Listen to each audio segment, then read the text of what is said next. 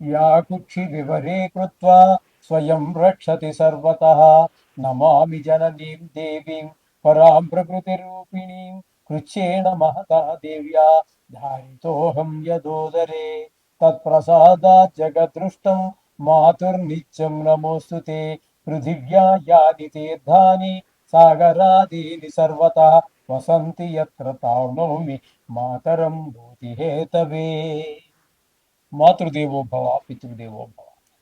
ఇప్పుడు మనము ఏప్రిల్ నెల 2026 ద్వాదశ రాశుల వారికి గోచార ఫలితాలు ఏ విధంగా ఉన్నాయో సశాస్త్రీయమైన పద్ధతిలో తెలుసుకునే ప్రయత్నం చేద్దాము. ఇందులో నా కల్పనలు కానీ అబోధ కల్పనలు కానీ ఏమీ ఉండవండి. శాస్త్రం ఎంతవరకు చెప్పిందో అంతవరకు చెప్పడం జరుగుతుంది. ఇంకో ముఖ్యమైన విషయం ఏమిటంటే ఇది గోచార ఫలితాలు మాత్రమే. దీని మీద మీ జాతకాన్ని ఎవరి జాతకాన్ని కూడా గోచారం నిర్దేశించజాలదు. కొంతవరకు ఇండికేట్ చేస్తుంది, తెలియజేస్తుంది అంతవరకే. అది ఎంతవరకు అంటే 10 నుంచి 15% మాత్రమే. అది నిష్ణాతులైన వారు చెబితే. మిగతాదంతా కూడా మన వ్యక్తిగత జాతకము. ఎవరి వ్యక్తిగత జాతకం, ఏ డేట్లో పుట్టారు, ఏ టైంలో పుట్టారు, ఏ ఊరిలో పుట్టారు అనేటటువంటి దాని మీద ఆధారపడి ఉంటుంది. అది 100% ఇది ఒక 15 వేసుకోండి. 75, 80, 90 ఇంకా 100కి 100 పాళ్ళు కావాలంటే బ్రహ్మదేవుడు తప్పితే మరి ఎవ్వరు కూడా దాన్ని కరెక్ట్గా చెప్పలేరు. కాబట్టి దీని గురించి ఊరికే కంగారు పడిపోక్కర్లేదు. 4 గ్రహాలు ఎక్కువగా ఉన్నాయని సంతోషపడవలసిన పని లేదు. అందుచేత ఇంకోటి ఏంటంటే నేను ఇందులో మిమ్మల్ని భయపెట్టేసి ఏదో చేసేయాలి, జపాన్ పెట్టేయాలి అనే అటువంటి ఏవో ఆలోచనలు కానీ దుష్టాలోచనలు కానీ లేదు. భయ మిమ్మల్ని సంతోష పెట్టడం కోసం, మిమ్మల్ని ఇంప్రెస్ చేయడం కోసం, మీకేదో ఒక లేడీ వచ్చేస్తున్న ఈ సంవత్సరంలో నాది గ్యారంటీ రాసి పెట్టుకో, ఇలాంటి మాటలు ఎక్కడా శాస్త్రంలో ఏ శాస్త్రకారుడు చెప్పలేదు. నేను చెప్పను. మీరు అది చెప్పేవారు చెప్తారు. వారికి ఎక్కడో ఏదో ఆధారం ఉండి ఉండొచ్చు అని అనుకుంటాను. అయితే మా దగ్గర అయితే అది లేదు. నాకు తెలిసినంత వరకు లేదు ఎక్కడా కూడా. ఒకవేళ ఉందేమో తెలియదు పూర్తిగా. 100కి 100 పాళ్ళు పూర్తిగా 199% నాకు తెలిసినంత వరకు ఎక్కడా ఏ విధమైనటువంటి ఈ గ్యారంటీలు రాసి పెట్టుకోవడాలు ఏమీ లేవు. అంచేత శాస్త్రం ఎంతవరకు జరిగిందో అంతవరకు చెప్పడం జరుగుతుంది. ధను రాశి వారికి ఏప్రిల్ నెల 2026 గోచార ఫలితాలు ఏ విధంగా ఉన్నాయో సశాస్త్రీయమైన పద్ధతిలో మనం తెలుసుకునేటువంటి ప్రయత్నం చేద్దాము. ఈ ధనురాశి వారికి చతుర్థ స్థానంలో శని, తృతీయ స్థానంలో రాహుగ్రహము నెలంతా, బుధుడు 9వ తారీఖు వరకు, కుజుడు 1-2 రోజుల పాటు సంచారం చేస్తున్నారు 3వ స్థానంలో. 3వ స్థానంలో రాహు నెలంతా ఉన్నాడు కాబట్టి చాలా చక్కటి ఫలితాలు ఇస్తాడు. ఏంటంటే అవి మనం ఏ పని చేసినప్పటికీ ఇంట్లో సోదరులు, చుట్టుపక్కల వాళ్ళు, మనకంటే పై ఆఫీసర్లు, మనకంటే మన సేవకులు, వీళ్ళందరూ ఒక సాహస కృత్యం చేసినా కూడా అందరూ సపోర్ట్ చేస్తూ ఉంటారు. ఈ విధమైనటువంటి సహాయ సహకారాలు బాగా ఉంటాయి రాహుగ్రహ సంచారం వల్ల. అలాగే బుధుడు 9 రోజుల పాటు ఉంటారు. ఆయన ప్రతికూలమైన ఫలితాలు ఇస్తారు. ఇప్పుడు మనం ఏవైతే చెప్పుకున్నామో వాటికి భిన్నమైనటువంటి ఫలితాలు ఇస్తారు. కుజుడు 2 రోజులు ఉన్నాడు. ఆ 2 రోజులు కూడా ఆయన చక్కటి ఫలితాలు ఇస్తాడు. తదనంతరం కుజుడు సంక్రమణం చెంది మీకు చతుర్థ స్థానంలోకి వెళ్తున్నాడు.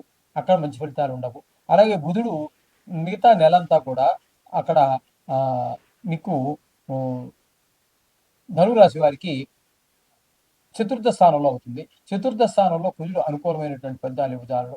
అలాగే రవి 4వ స్థానంలో, ఆయన కూడా అనుకూలమైన ఫలితాలు ఇవ్వరు. ఇక శని భగవానుడు కనుక మనం తీసుకున్నట్టయితే నెలంతా కూడా అక్కడే ఉంటారు. దీన్ని అర్ధాష్టమ శని అంటారు. మిగతా గ్రహాల కంటే కూడా ఎక్కువ బాధించేటటువంటి అవకాశం ఉంది. ఇక్కడ 4 గ్రహాల యొక్క సంచారంలో శని భగవానుడు నెలంతా ఇబ్బంది పెడతాడు. రవి 14వ తారీఖు వరకు ఇబ్బంది పెడతాడు. అలాగే తదుపరి ఆయన మేషంలోకి సంచారం చేసి అక్కడ 15 రోజులు ఉండి అక్కడ కూడా మీకు ఇబ్బంది పెడతాడు రవి. అంటే నెలంతా పూర్తిగా శని భగవానుడు, రవి ఇబ్బంది పెడుతున్నారు. కుజుడు 4వ స్థానంలో ఉన్నారు కాబట్టి ఆయన కూడా నెలంతా 1-2 రోజులు తీసేస్తే మిగతా నెలంతా ఆయన ఇబ్బంది పెడుతున్నారు. బుధుడు మాత్రం అక్కడ మీకు ఒక 21 రోజుల మాట సంచారం చేస్తున్నారు. ఆయన మాత్రం కాస్త అనుకూలుడు. మిగతా వారి గ్రహాలన్నీ కూడా ఇబ్బంది పెడుతూ ఉన్నాయి. ఇకపోతే శుక్రుడు 5-6 స్థానాల్లో సంచారం చేస్తున్నాడు. 5వ స్థానంలో కనుక తీసుకున్నట్టయితే 19వ తారీఖు వరకు ఉంటాడండి. ఆ 5వ స్థానంలో ఉన్నప్పుడు శుభప్రదమైన ఫలితాలు అంటే సంతానపరమైన వృత్తి, వాళ్ళ యొక్క చదువు, విద్య విషయంలోను, మిగతా విషయాల్లో, క్రీడల విషయాల్లో వాటిలో సహకరిస్తాడు. తదుపరి ఆయన శుక్రుడు సంక్రమణం చెంది 6వ స్థానంలోకి వెళ్తున్నారు. 6వ స్థానంలో గోచార రీత్యా శుక్రుడు అనుకూలమైన ఫలితాలు ఇవ్వడం, చిన్నపాటి అనారోగ్యాలు, అప్పులు చేయవలసి రావటం, లేకపోతే అప్పులు చేసుంటే వాడిని తీర్చలేకపోవటం, ఇట్లాంటి ఇబ్బందులు కలిగజేసే అవకాశం ఉంటుంది 6వ స్థానంలో శుక్రగ్రహ సంచారం. ఇకపోతే 7వ స్థానంలో గురు సంచారం జరుగుతోంది. ఇది చాలా అనుకూలమైనటువంటి ఫలితం. ఇక్కడ గోచార రీత్యా గురువు 7లో సంచారం చేసే కాలాన్ని వివాహ సమయంగా కూడా మనకి కొన్ని విషయాల్లో తెలుస్తూ చెప్పారు. కాబట్టి వివాహం కానటువంటి వారికి వివాహం కుదరటం గాని, అవ్వటం గాని జరిగే అవకాశం ఉంటుంది. ఒకవేళ వివాహం అయిపోయి ఉన్నట్టయితే భార్యాభర్తల మధ్యన అన్యోన్యత బాగా పెరుగుతుంది. అలాగే జాయింట్ వ్యాపారస్తుల మధ్యన కూడా ఏకాభిప్రాయం ఏర్పడుతుంది. ఎప్పుడైతే ఒక విషయంలో ఏకాభిప్రాయం ఏర్పడిందో వారు ముందుకి హ్మ్, అంటే వ్యాపారం అయితే వ్యాపారం, ఉద్యోగం అయితే ఉద్యోగం, వాటిలో వాళ్ళు ముందుకు వెళ్ళటానికి చాలా మంచి పరిణామం. ముందుకు వెళ్ళగలుగుతారు. భిన్నాభిప్రాయం ఉంటే ఎప్పుడైనా వెనకే పడతాం. అంచేత సప్తమంలో గురువు ఉండడం అనేది చాలా మంచిది. ముఖ్యంగా పెళ్లి కానిటువంటి వారికి, పెళ్లి అయిన వారికి కూడా. ఇకపోతే భాగ్యస్థానంలో కేతుగ్రహ సంచారం జరుగుతాయి. భాగ్యస్థానం తండ్రి గారి ఆరోగ్య విషయంలోను, దాన ధర్మాల విషయంలోను, గుళ్ళు గోపురాల తిరగ విషయంలోను కొన్ని అనుకోనటువంటి ఇబ్బందులన్నీ ఏర్పడుతూ ఉంటాయి. తండ్రి గారి విషయంలో కొంచెం ప్రత్యేకమైన శ్రద్ధ తీసుకోవడం అనేది సూచన. కాబట్టి ఈ విధమైన ఫలితాలన్నీ ఉన్నాయి. నిజంగా చెప్పాలంటే ఈ రాశి వారికి అనుకూలత ఇచ్చే గ్రహం ఏదైనా ఉందంటే ఒక రాహు పూర్తిగా ఉన్నాడు. అలాగే కుజుడు ఒక 2 రోజులు అనుకూలంగా ఉన్నాడు. శుక్రుడు ఒక 15 రోజులు అనుకూలంగా ఉన్నారు. గురువు పూర్తిగా నెలంతా అనుకూలంగా ఉన్నారు. ఇంతే. అంటే పూర్తిగా అనుకూలంగా ఉండేటటువంటి గ్రహాలు గురువు, రాహువు మాత్రమే. మిగతావి ఒక 2 గ్రహాలు పాక్షికంగా మాత్రం అనుకూలంగా ఈ యావరేజ్‌గా మనం చెప్పుకోవచ్చు. ఏదైనప్పటికీ కంగారు పడవలసిన పని లేదు. ఇప్పుడు ఏ ఏ విషయాల్లో మనకు ప్రతికూల విషయాలని చెప్పుకున్నామో, ఆ విషయాల్లో తగు జాగ్రత్త తీసుకుంటూ ఆ నవగ్రహాల చుట్టూ తిరగండి. లేదా నవగ్రహ మంత్రాలు పఠించండి. మీకు ఆ సాంద్రత, ఆ తీవ్రత తగ్గుతుంది. దోషం యొక్క తీవ్రత తగ్గడం ద్వారా మీకు అనుకూలమైన ఫలితాలు వస్తాయి. శుభంభూయా. మీనరాశి వారికి ఏప్రిల్ నెల 2026 సంవత్సరంలో గోచార ఫలితాలు ఏ విధంగా ఉంటాయో తెలుసుకునే ప్రయత్నం చేద్దాము. జన్మంలోనే శని భగవాన్ యొక్క సంచారం. అంటే ఇది ఏలినాటి శని. తనుభావం అంటారు కాబట్టి శరీరానికి అనారోగ్యాలు ఎక్కువ వచ్చే అవకాశం ఉంటుంది. తన ఆలోచన ధోరణి కూడా కొంచెం చెడు వైపుకు లాగే అవకాశం ఉంటుంది. రవి భగవానుడు 14 వరకు జన్మంలోనే ఉంటున్నారు. జన్మంలో రవి భగవానుడు అనుకూలమైన ఫలితాలు ఇవ్వడు. తదుపరి 2వ స్థానంలోకి వెళ్ళి అక్కడ కూడా ఆయన శుభ ఫలితాలు ఇచ్చేటటువంటిది ఏం లేదు. ధనానికి, వాక్కుకి, హ్మ్, కుటుంబంలో నేత్ర వ్యాధులు ఉన్న వారికి ఇబ్బంది కలిగించే ప్రయత్నం చేస్తాడు. అలాగే కుజుడు నెలంతా జన్మంలో ఉన్నాడు. ఈయన వల్ల మాటలో మహాదురుస్థానం వస్తుంది. శరీరానికి గాయాలు అయ్యే అవకాశం ఉండొచ్చు. డ్రైవింగ్‌లో కావచ్చు, మెట్లు జారి పడడం కావచ్చు, ఏదైనా కావచ్చు. కొంచెం గాయాలు పడేటటువంటి అవకాశం ఎక్కువగా కనిపిస్తోంది. బుధుడు నెలంతా కూడా సుమారుగా అంటే 10వ తారీఖు నుంచి నెలంతా కూడా బుధుడు ఇక్కడ సంచారం చేస్తున్నారు. ఇక్కడ జన్మంలో బుధుడు కూడా అనుకూలమైన ఫలితాలు. అంటే మొత్తం 4 గ్రహాల యొక్క సంచారం జరుగుతోంది. 4 గ్రహాలు కూడా ప్రతికూలమైన ఫలితాలు ఇస్తున్నాయి. కాబట్టి ఆరోగ్య విషయంలో చాలా జాగ్రత్తగా ఉండాలి.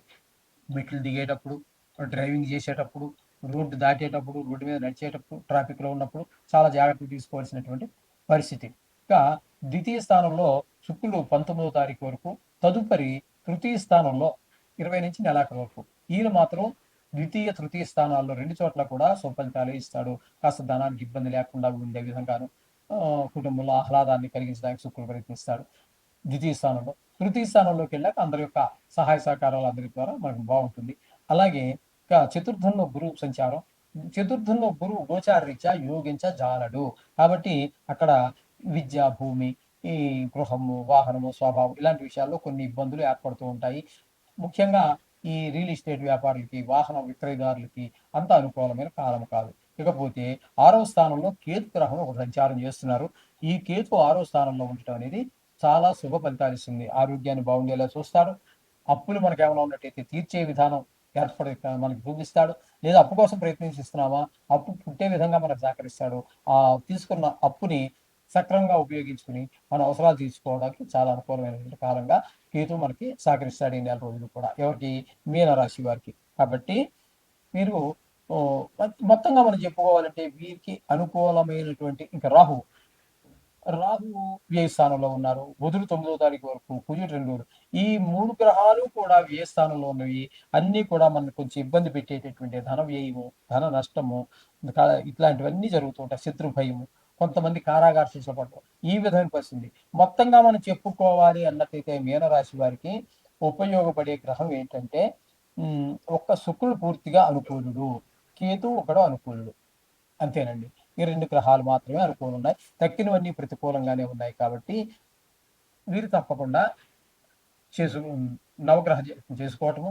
వీలుంటే కనీసం 9 రోజులైనా, 41 రోజులు పెద్ద కాలం అక్కర్లేదు. ఎందుకంటే నెలలోనే 41 రోజులు లేవు. మండల కాలం లేదు కాబట్టి నెలంటేనే 30, 31, ఫిబ్రవరి లాంటిదైతే 28 రోజులు, 29 రోజులు వస్తుంది. కాబట్టి కనీసం 9 గ్రహాలకి 9 అనుకున్న మనం లెక్క పెట్టుకున్నా ఒక రెగ్యులర్‌గా కాస్త ఏదో టైంలో మీకు వీలు చిక్కినప్పుడు పొద్దున కావచ్చు, సాయంత్రం కావచ్చు, శుభ్రంగా గుడికి వెళ్ళి ప్రదర్శన చేసి మీ కష్టాన్ని ఆ నవగ్రహాలు విన్నవించుకొని తదుపరి గుడిలో ప్రధాన దైవం ఎవరైతే ఉన్నారో ఆ దేవుడికి ప్రార్థించండి. ప్రార్థించినట్టయితే మీ యొక్క మీ మీద ఆ గ్రహాల యొక్క దుష్ట ప్రభావం అంతా కూడా తగ్గుతుంది. కొంచెం నెలంతా కూడా ఆనందమయంగా జరిగే అవకాశం ఉంటుంది. శుభం భూయాలు.